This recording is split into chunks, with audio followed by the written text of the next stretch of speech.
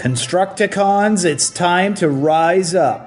Oh, hi, this is writer Tyler Blazinski, and you are listening to the Geekcast Radio Network. Hey, it's Jack. Make sure you check out All Things Transformers. I listen when I'm riding around Jasper with RC. This is Optimus Prime, and you're listening to All Things Transformers.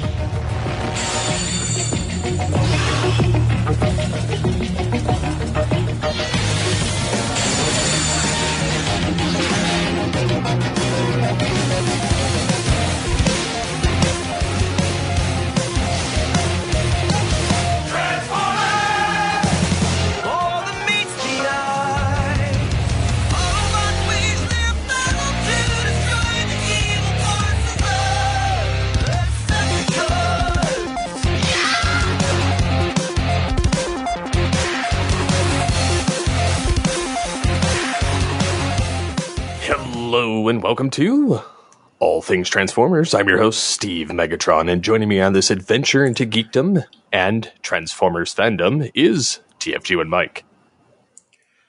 Hello. Hello. Hello. Do I know him? Of course I know him. He's me. I don't know why that's in my head. What is that from? It's Obi-Wan. Yeah, from A New Hope. Yeah, we need a new hope. Yeah, New Hope. So we're here once again talking Transformers. Last time we had story time with me. This time we are going to have Mega Customs from Megatron. So I know as of this recording, you've published your first blog on the website. Correct. About your process going through this, and I'm sure by the time I actually edit this episode, the second one will already be up. So what is your current status, or remind people what you're actually doing? So, for those that are unaware, I am making basically a Beast Wars Megatron from the Dawn of Future Past comic, but without the armor. So it's not the one with the Cybertron scattershot body, where they used it in the Theft of the Golden Disc. Right. So it's from the comic. It was more fleshed out in the comic, so you get a lot more shots of it, whereas the only other shots you get are Beast Wars Episode 1. Right. And it's pretty much just him sitting in his chair as the screen kind of funnels around him. Yeah. And it's actually a slight retool of the reboot character, Giant Robot. Okay.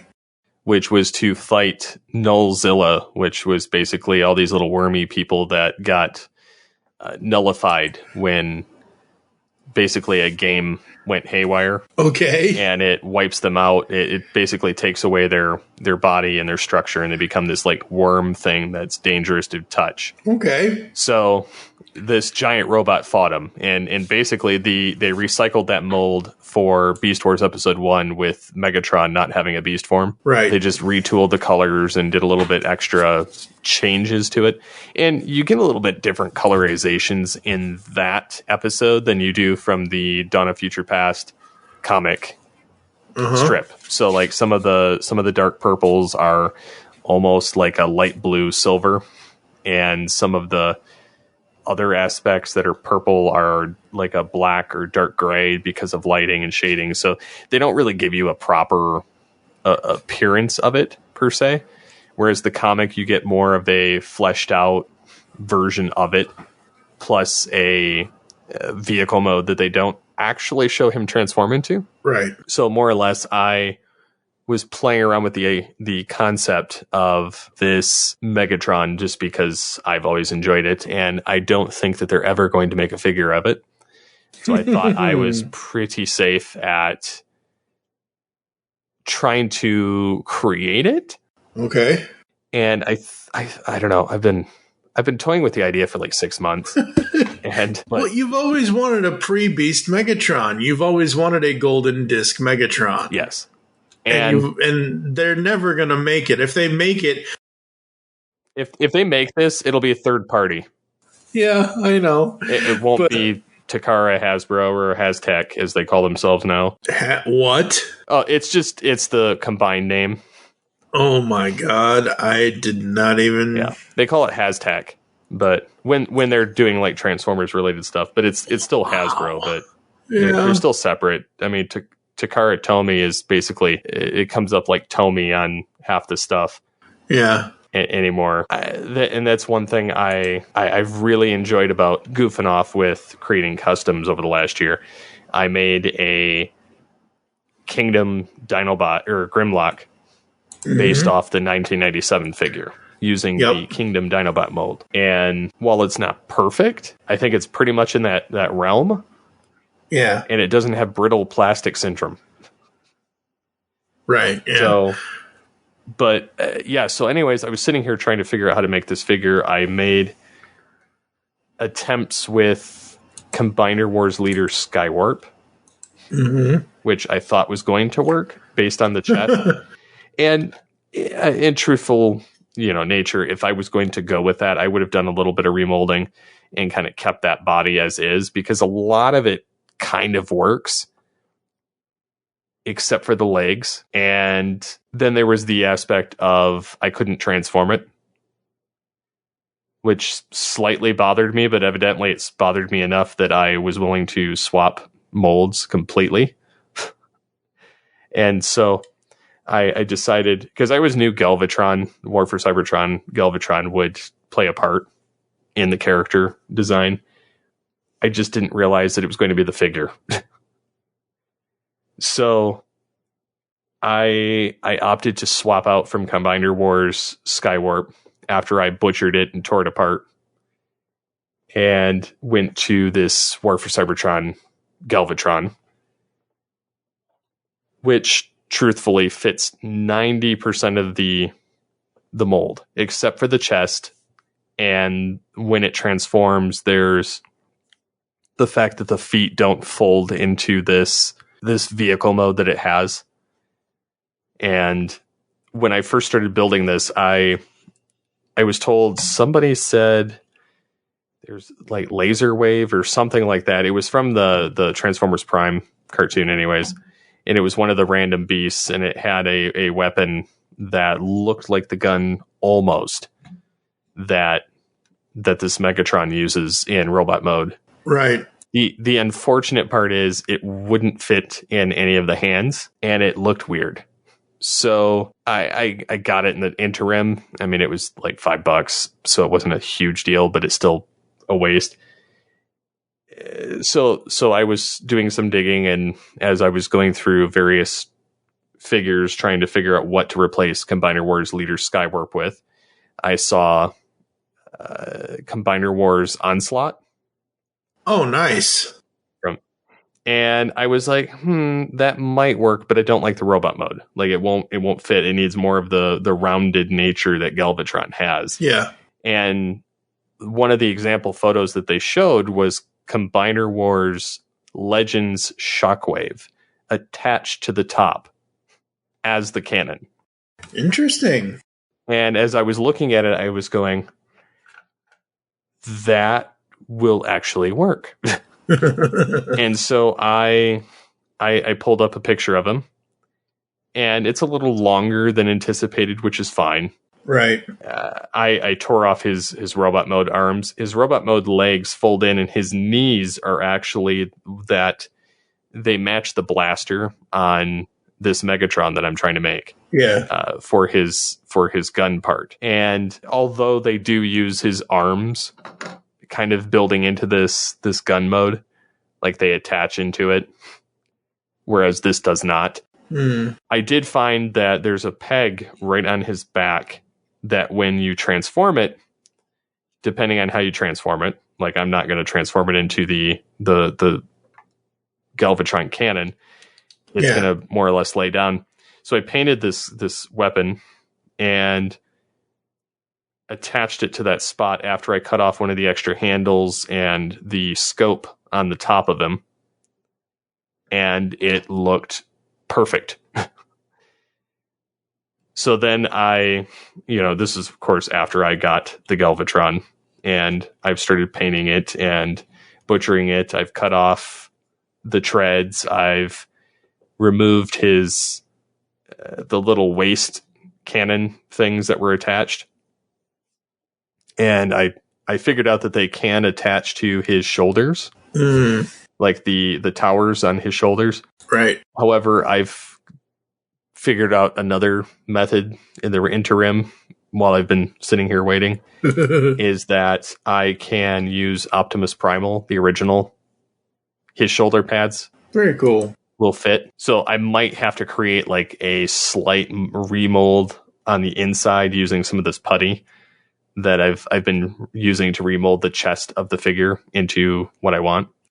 Interesting. But it will, once I repaint it and I smooth it out, it will look pretty much like the figure as far as like the image is concerned. And the chest, the remold, that was not fun.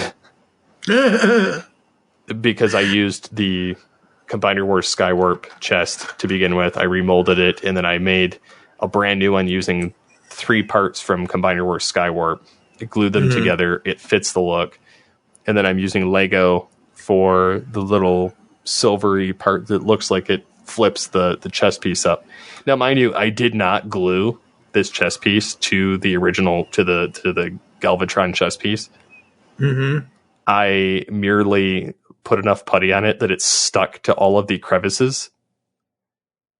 So I'm sure if I hit it hard enough, it would come off. Right. Because that's what happened with the other chest piece, but that one was primarily plastic. This one is like heavy retool, and I filled in every crevice. Now, I have managed to separate the chest and fold the chest up since I've attached it by separating it from the arms where they separate. So it's very durable in that sense. And the paint is pretty dry. I got to do another coat of the purple, but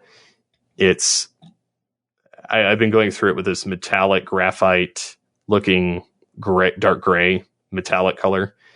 I like the glossy look, so that's kind of what I go for. When I designed, even though it may look better with flat paint or matted paint, but I like the gloss look, so that's what I go for instantly.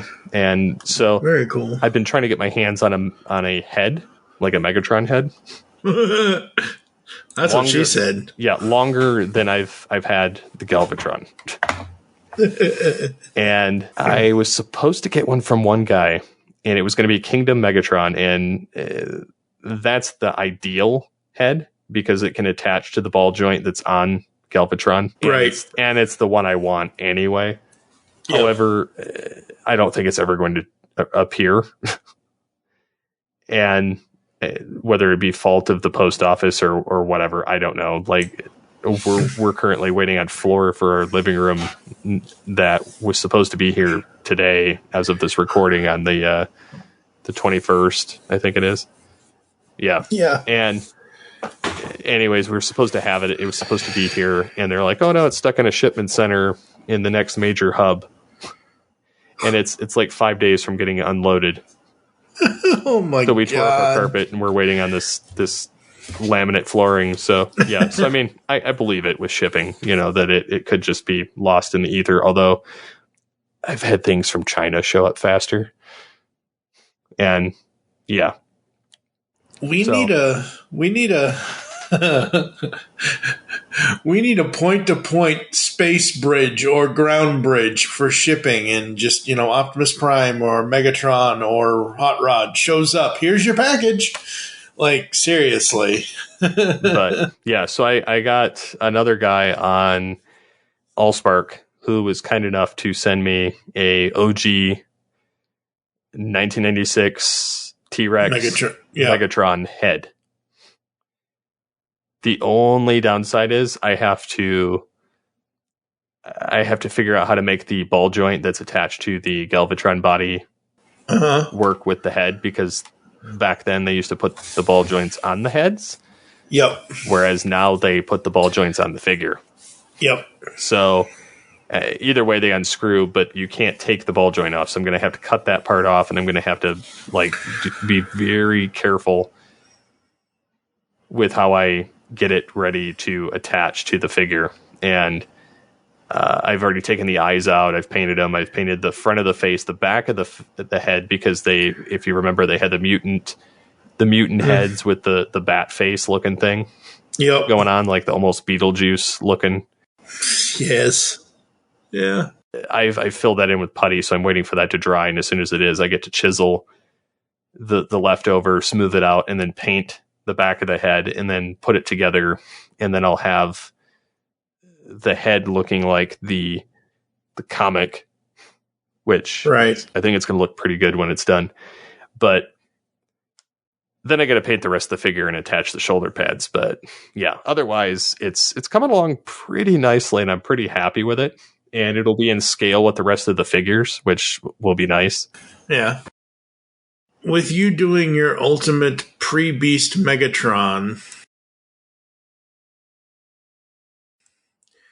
is this, like, I know you're still going to do custom things here and there, but, like, is this your ultimate custom project that you want to do, or do you want to do more after this?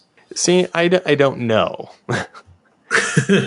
It's very intensive. I do enjoy it. I'm very impatient, so I don't like the time that I have to wait between it. And I did learn quite a bit of how to custom mold it with not being somebody that's capable of doing 3D printing or 3D design. Mm-hmm. So I'm very happy with how it turned out. And it's all about finding the right parts and finding the right, like, for instance, the cannon, the gun, the head, the torso, the body. It's all about finding the right stuff. And with Transformers, there's thousands of different variations. It's just finding them in the size class that you need them. Yep. So while this is my kind of holy grail figure, I can't say one way or the other what I'll do. It also kind of depends on how the Transmetal 2 Dragon Megatron that comes out later this year looks. Yeah. Because I may attempt a Beast Machines, depending on how it comes out. Like it would depend on how the wings work and how the figure looks, because if it looks possible, right, I'll attempt it. If it doesn't look possible, and honestly, all I would need to do is build the cloak with the arms and then the headpiece, because the rest of it would be fine, but because it just slides inside. So I'll see how the whole thing will turn out, like when that time comes, because I have no idea. But I also would not mind trying to get like a K9 reissue and turning it from a German Shepherd into a Beagle, just to see if I can. Yeah. That would be awesome. That would absolutely be awesome. So, as we mentioned at the beginning of this, I think, you're not only are you doing this custom for yourself, you're also documenting this in multiple part write-ups on geekcastradio.com with the pictures so everyone can follow along with your progress. Yeah, I've been cataloging it on the Allspark Discord. I've been doing it on Allspark's website, primarily on TFW, as well as on Geekcast Radio. And so I originally started it over at TFW, and people are very, very enthusiastic about it. Sweet. Seeing how it turns out, because they're like, it's very ambitious. And then when I told people I was using the Milliput putty, they were like, I am not normally a fan of putty at all. And they're like, but you have done it very well. And I was like, that's pretty good for not knowing what I was doing. Well, again, it's a skill you're trying to learn. You're not going to learn like every, you know what I mean? Like, well, and the putty is pretty cheap, actually. I was looking it up. Somebody on one of the Transformers forums mentioned it. Mm-hmm. And just in passing, they were like, Milliput is a versatile epoxy putty, which is highly adhesive to most materials, and it can be sculpted, and once cured, can be machined, drilled, tapped, turned, filed, sawn, sandpapered, and painted. So it's very, you can use it to fix when you mix the two pieces together that it comes with, there's like two different putties. Like one of them it creates like some kind of a chemical reaction when you mix it together to where it will harden even in water. Very cool. So they say like you can use it for model making, sculpting, boat repairs, car body repairs, temporary repairs for gas tanks, batteries, radiators, exhausts, do-it-yourself, plumbing, and household repairs. So I'm just using it for sculpting and model making, but I'm very happy with how that's turned out. So I think that when that time comes for the other custom, I might give that a shot. And if I can create a custom for a Dragon Megatron, I think that I'll give that a shot too later on. But I'm very enthusiastic with how it's turned out so far, even though I'm still learning. Like the painting process, I'm still not great at, and it depends on the color. Like certain colors, I can paint it pretty good, but then there's certain. I've noticed there's certain shades that are very difficult to get it evenly proportioned on whatever you're painting. Yeah, it's always difficult when when things don't work out, but you always find a way around it no matter what. So yeah, it's going to be an interesting journey, and like you said, depending on how this one goes and how much you enjoy the process and enjoy what the overall product is after the fact, you may do more, especially with that Dragon Megatron coming out. Yeah, and I'm hoping it's not red. I'm hoping it's Transmetal 2 because they just say Dragon Megatron. Yeah. 99% of everyone is hoping that it's still Transmetal 2. Still Transmetal 2, Dragon Megatron. Yeah, absolutely. I don't want to... So there's a thing, folks. Lately, in the last 3-4 weeks, maybe longer, maybe a few months, maybe a whole couple of years, where somebody will give an opinion and say, come on and do it, you cowards, at the end of the opinion kind of thing. Uh-huh. My first thought is, come on, Hasbro, you cowards, give us a Cloak Megatron. I wish they would do Beast Machines, to be honest, because those are some of the worst made figures in the world. I know. And you think of everything that they've done to this point, everything that we've gotten over the years, and all the new stuff all the new G1 stuff and all the new Beast stuff and everything else that they could, Well, everything they've come out with for the Studio Series 86 and the War for Cybertron line has been spectacular. Yep. And both in design and, I mean, yeah, they've skimped a lot on paint, but that's something a customizer can't fix. Like Terrorsaur, I've completely repainted a lot of them. Other than the red, I've repainted just about everything else on the figure. But yeah, I mean, I did the same thing with Rat Trap and Air Razor as well. Tigertron, I didn't touch him, but that's more so out of fear. It's perfect the way it is, and I'm just like, I just don't want to touch it. Yep. Nope. Yeah, I've messed with all my other ones though, but yeah, I mean, there's no reason why they can't come up with it. Plus, the third-party companies like Transart doing upscaled, show accurate Transmetals has been awesome.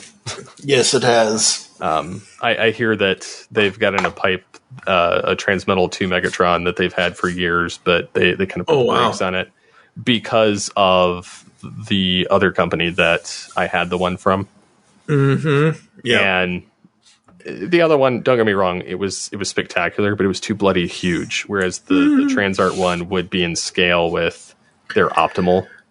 Yep. Which people are mad because they're like, it's not masterpiece scale. It's too tall. It's too short. Like, he should be taller. And I'm like, if he was taller, then I would not want it. Yeah. It's like the original Masterpiece Primal is like 2 heads shorter than Transmetal Primal. And then Transmetal Primal is 2 heads shorter than their Optimal. Right. Like, I don't need huge. Yeah. No. But no, don't get me wrong. The Transmetal dinosaur is going to be about the same height as Optimal, and I don't care. I'm all for it. That's one of my favorite designs. So that one I don't care. And it's not bigger than my shelf. There you go.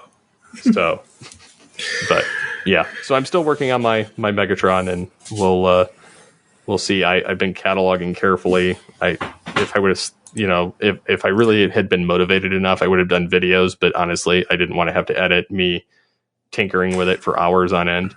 Yeah. So the pictures work. I'll just write up multiple blogs.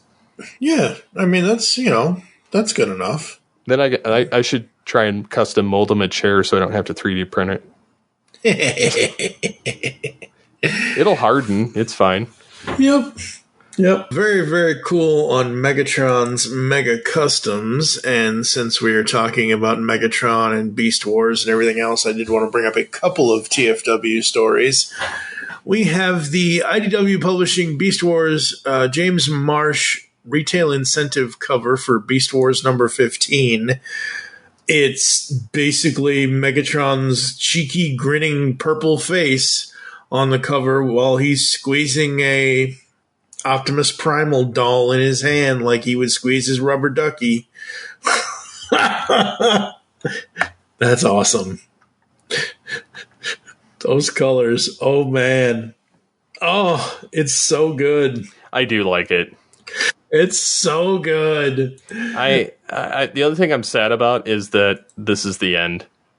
Yeah, issue 17 in June will be the end of the Beast Wars comic from IDW. The other cover we have is from Lana Suvani. She scores the second Previews World Beast Wars April reveal with her retail incentive cover for the incoming 2022 annual. Okay, so this is for the annual cover. This is not for the Beast Wars number 15. So they're doing a 2022 annual. It's got Rhinox on the left. Is that Scold? Yeah, Scold on the right. And then Megatron behind them blasting into somebody. So very, very, very cool. You know what? Say what you will about IDW Publishing, folks. I have loved their Transformers stuff since I started reading it. There are certain things. You can go back in our pull bag Transformers coverage that we've done that whatever, but overall IDW has done an amazing job, and so far we have been loving the Beast Wars comic. I love that they give us annuals in almost anything and everything that they do. So, I mean, it might be a short-lived run, but who knows? Maybe something will happen in the future with Beast Wars. I don't see why it wouldn't. I mean, we just hit the 25th anniversary. I know. You know what I mean? So I'm all for more Beast Wars comics. Yeah. And I wouldn't mind a Machine Wars just because it would take things in a different direction. Yep. And they had and I know Burcham had a lot of fun drawing those as well on his DeviantArt. Yep. As well as Beast Wars. And so I would love to see a Machine Wars comic with that universe and how that all plays out. So it's something different than G1. Don't get me wrong.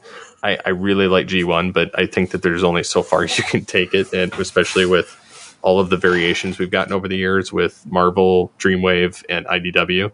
And, whether you like one over the other is immaterial, but each one brought something different to the franchise, and, each one had different aspects. I personally did not get into any of the IDW stuff as much as other than the Beast Wars, whereas Dreamwave, I loved everything. And Marvel, there was only G1, but it went all over the place, and I enjoyed that as well. Yeah, we don't know what the future is going to hold for Transformers comics, but I'm optimistic about it no matter who gets it.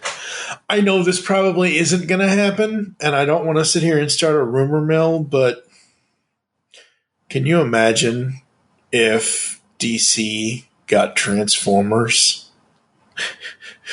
What a world. or if Marvel got it back. True. The only thing that I would want if DC got the Transformers license, and I don't think they will get it, obviously, but I would want a Hot Rod Nightwing team up. You would. Well, yeah. Hello. But yeah, no, it's Transformers customizations with Steve Megatron here on All Things Transformers. The last episode I talked about storybooks with Wheelie. The next episode, who knows, folks? It might be a news episode. It might be an Origins episode. It might be something completely different. I'm not sure yet. I do know that I do have plans. I'm trying to finalize the plans of how I want us to cover the live-action films, because I want this to be a blockbuster summer of all things Transformers. Notice he's not saying anything, folks. because it scares me. Oh, stop. They're not that bad, but they get progressively worse as it goes down. All right, so I will say this here, because like I said, I don't know what the next episode is going to be. It might be, I've already mentioned, and he's already mentioned that he'd be interested in doing it. It might be another Origins episode with another one of the transmission crew, Charles, Big C. But like I said, I'm trying to figure out how I want us to cover the live action films. And we will be covering all 6 of them, but I think we're going to cover them in the release date order. Because even though Bumblebee is technically a prequel film to the first film, it doesn't really tie in with this continuity. Right, it doesn't, but I want to start where we started 15 years ago with the 2007 movie, and then build our way up and then say, hey, Bumblebee is kind of this bridge point, and then whatever, obviously by the time we're recording this, Rise of the Beast won't even be out yet, but we can mention, hey, this is where the future of the thing is going. The reason why I'm saying all of this is that today, before we recorded this episode and the one right before it, I'm doing live action film research, and I'm looking at images, and I'm looking at this and that and whatever else, and I'm trying to find things that I can make Steve make for banners and things like that. And I watched all of the first of the original trailers for every single film. 2007, Revenge of the Fallen, Dark of the Moon, Age of Extinction, The Last Knight, and Bumblebee. I am still perfectly okay with the first trailer, not the teaser that we got, but the very first trailer of the 2007 film. I'm still okay with it. Revenge of the Fallen is a little sketchy. Dark of the Moon is kind of cringy. There are a couple of good shots. Age of Extinction and The Last Night, I want to rip my eye holes out. Especially with The Last Night. When we do that episode, I'm gonna go on such a tirade. Oh my! And I haven't even watched that movie. I have only ever. So we talked about earlier in this episode. Don't steal heads off of toy packaging, folks. Well, somehow the 8th commandment doesn't really apply to faces. Well, no, I was going to say, getting films, because I remember you had sent me The Last Night at one point or another online, and I'm like, I don't know if I want to watch this. I think I made it through maybe the first 5 minutes of The Last Night, and I just stopped it. I never went back to it. And that's why I want us to go through these movies, because I don't go back and rewatch any of the live-action Transformers films. 2022 is the 15-year anniversary of the first one, and I want to go into it fresh. And I want to look at the films and see. The one thing I will say that remains constant throughout all of the 1 through 5, Steve Jablonsky's music is the one thing out of all the trailers I watched today is the one thing I pulled out of the original 5 films was the Jablonsky score that plays in the trailers. That's the one thing that I will absolutely praise until I die about the live action films. The rest of it, well, you'll just have to tune in and hear what we say. Pretty much. Yes, folks. I have plans. If only I could do the Mr. Burns. Excellent. I can't do it, but then there's the other thing that you could do too. We could always cover the old Marvel comic line. Yes, and we will. I have the whole thing. Yay! Absolutely. I've heard nothing but I don't know. It's interesting because the cartoon was my first, 1985 is when I first actually noticed the cartoon because I don't really remember much of when I was 4 years old in 84. And ever since then, it's been all about that and, everything that's come after it. I wasn't even on Dreamwave. We could do Dreamwave too. That's true. I got that too. Yeah. I kind of do and I kind of don't want to catch up with the second or the third phase of IDW. Besides Beast Wars, I don't know. I'm up in the air over that. But, Ryan, the Uneven Flow Merkley, and I spent X number of years on the pull bag reviewing all of Phase 2 of IDW. And Phase 2 was, it's not everybody's cup of tea, but once you look at it in a way of, oh my God, this is 13 years of comics with Transformers and characters we've never seen and characters we grow to love and characters we grow to hate. And, they didn't just bring in Unicron after the 50th issue or whatever. Well, they kind of did, but you know what I mean? It's from 2005 to, 2017, 18, whatever. They didn't just bring in Unicron in that second phase immediately. So it was like this big building of stories, and James Roberts and John Barber, amazing writers, so many artists, Alex Milne, who's the one on the robots, Andrew Griffith, Josh Burcham, Josh Perez, a whole bunch of amazing people contributed to the IDW Phase 2 books, and it's very, very fun. I will say this before we close, since you're mentioning we could do the Marvel run. I'm actually listening to just started listening to a podcast, Transformers: The Marvel Chronicles, with Pat Sampson, Delvin Williams, and Jonathan Schaefer-Hames. John, along with his lovely wife Maggie, did an All Things Transformers origin. They did a pullback origin, and they will be the next ones on the Tooncast origins. So I am listening to that podcast, and they're going through the run. So I'm like, I get to kind of feel it out before we actually do it. So yeah, lots of cool things coming up here in All Things Transformers. As always, we will still be bringing you the news that we want to talk about and things like that.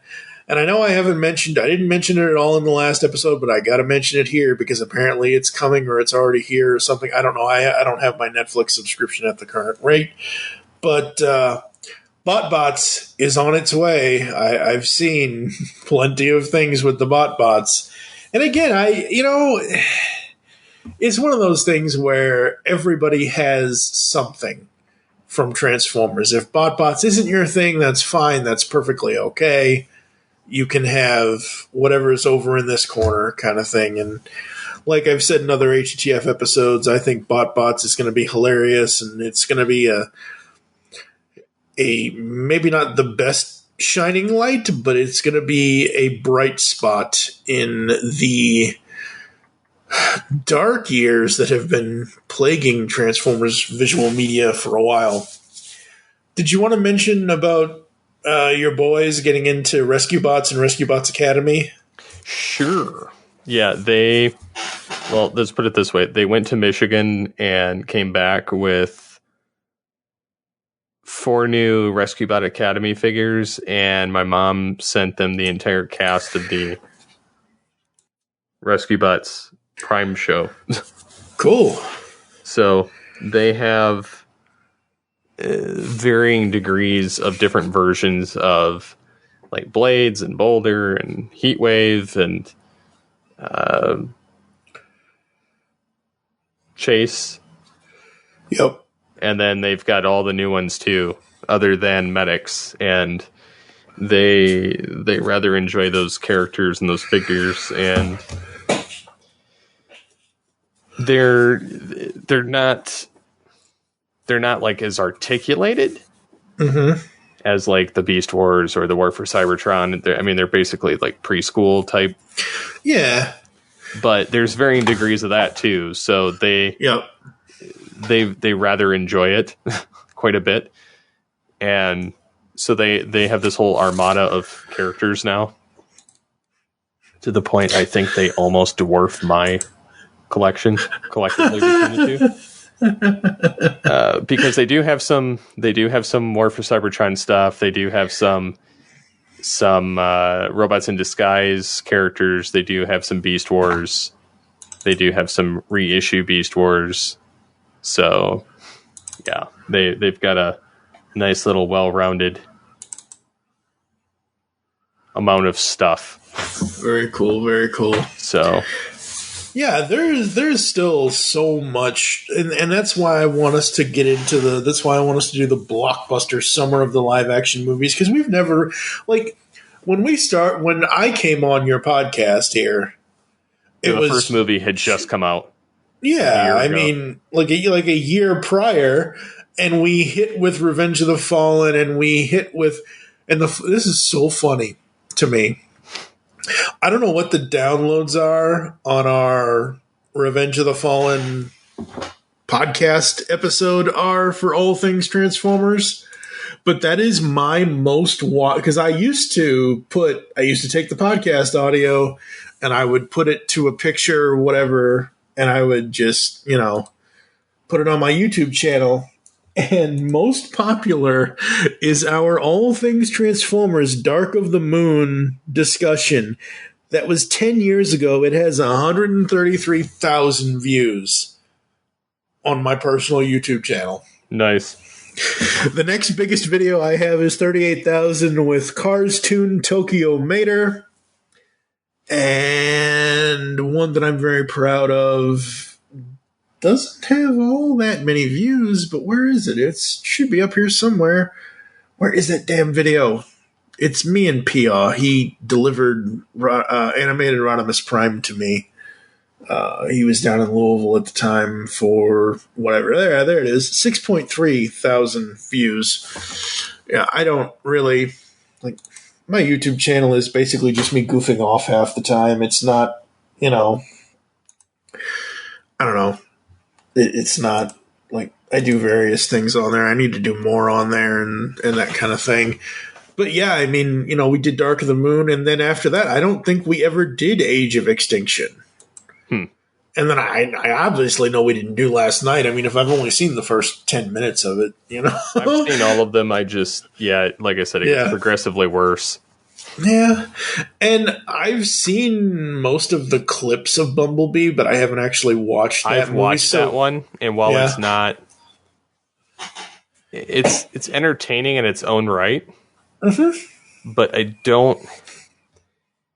It's weird. Like, I don't know. Like, I like it, but then I don't. I almost feel horrible for saying that, but... Well, we'll see. I mean, like I said, it's just one of those things where, like I've already said, you have the whole gamut of stuff we've covered in the last 14, 15 years, and you have a lot of things that we have never covered. Like, we have never, not that I want to even try to go out and get them and read them, but we've never covered the prose novels that Alex Irvine did, like it was Exiles and Retribution and Exodus, Exiles, and Retribution. Those were the three prose novels that they had tried to release. They did release them, but so there's plenty of more Transformers stuff we can do that is not specifically G1. I don't even until Peter Cullen shows up as a bot. I don't even really think BotBots is a specific G1 thing. I think it's its own thing, and I think that's good. I'm fine with it within reason. I don't know. I felt like Rescue Bots was probably the coolest thing that didn't have to include Prime. Yeah. And, we can go through. I have no problem going through Rescue Bots. That's I wouldn't mind that. It's kind of uplifting and it's different. And you get a pretty good voice cast. The only thing I didn't like with Academy is they recast everyone from Rescue Bots. Oh, damn it. Like everyone, they replaced everyone with cheaper actors. How can you replace Steve Bloom, Maurice LaMarche, Amari Williams? I forget who plays Blades, but I mean, between and Jeff Bennett was a lot of the. Yep. Because I was like, oh, that's Prowl and animated, but or Johnny Bravo, but yeah, they recast everyone. Like, there's not a voice that's not been touched. That's sad. I don't know. But it's just one of those things that happens, folks, I guess. And, it is what it is. Mm-hmm. I don't know. But yes, there's plenty more for us here at All Things Transformers to discuss. There's plenty more for us to go through on this podcast. And you'll hear more about Steve Megatron's Mega Customs coming soon. Yes. So there's that. You can follow us on All Things TFV3 on Twitter. I am at TFG and Mike. You can also follow at Geekcast Radio. You can also follow at TF Toycast if you want to follow that stuff as well. I don't post as much on there, but usually when we do a Toycast episode, obviously I post it. What are your Twitters, sir? At SCP-21, and for Megatron, at BW_Megatron.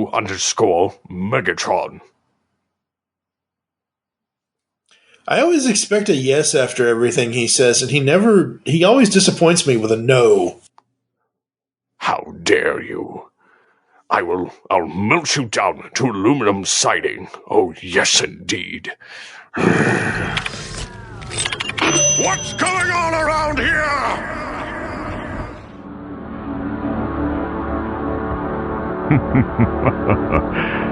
Yes.